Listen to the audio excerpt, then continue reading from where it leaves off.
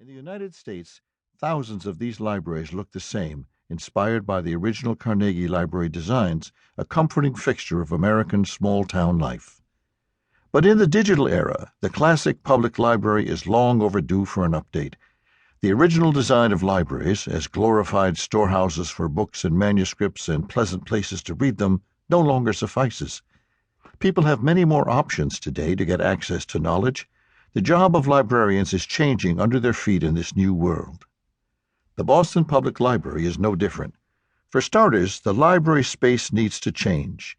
In 1972, the BPL added a new building designed by famed architect Philip Johnson.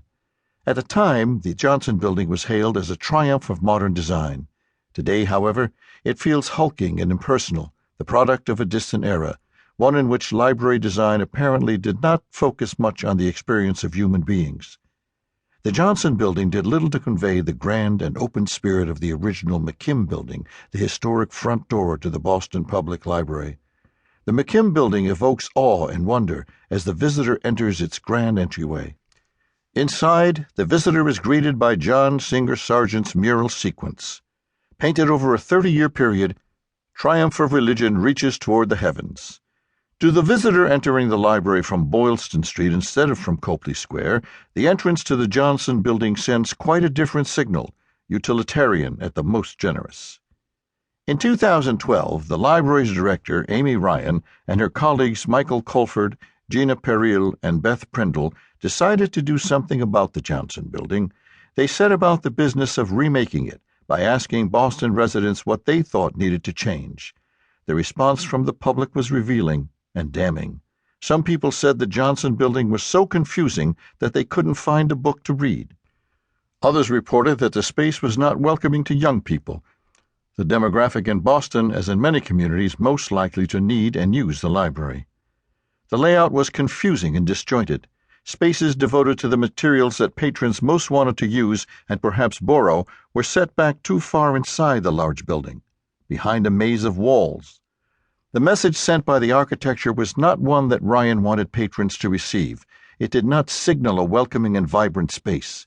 The BPL leaders knew they couldn't afford to ignore such clear feedback. Ryan and her team of librarians and architects, this time from William Rowan Associates, came up with an exciting design for a new public library that has galvanized public support.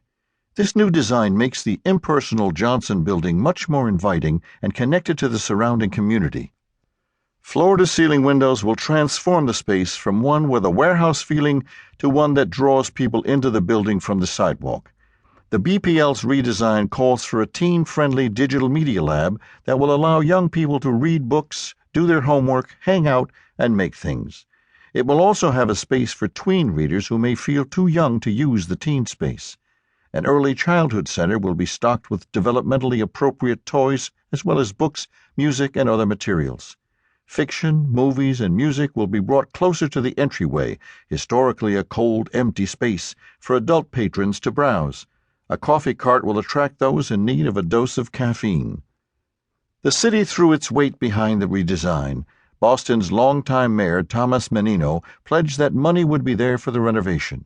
Sure enough, the city council approved $16 million for the first phase of the work. Under equally strong leadership from the next mayor, Marty Walsh, the next $60 million followed in 2014. The city of Boston has rallied around its library and is doubling down as the BPL overhauls itself for a new era.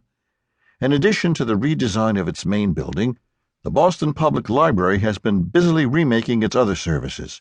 New branches in neighborhoods around the city, another innovation that the BPL brought to the world of libraries, have been added to the system. Through a project called the Digital Commonwealth, the BPL is home to a digitization project that is bringing images, books, maps, and manuscripts to the web from every corner of the state and preserving them for posterity. Photos of small-town high school girls' basketball teams are now as easily available online as photos of a glamorous professional tennis star who grew up in Boston. These images are now a click away for those looking into the history of gender equity or for the relatives of the high school athletes. A series of local historical maps of Gloucester and of the state of Massachusetts show changes in the fishing industry over time and their effects on the lives of coastal residents. It would have been impossible for any one city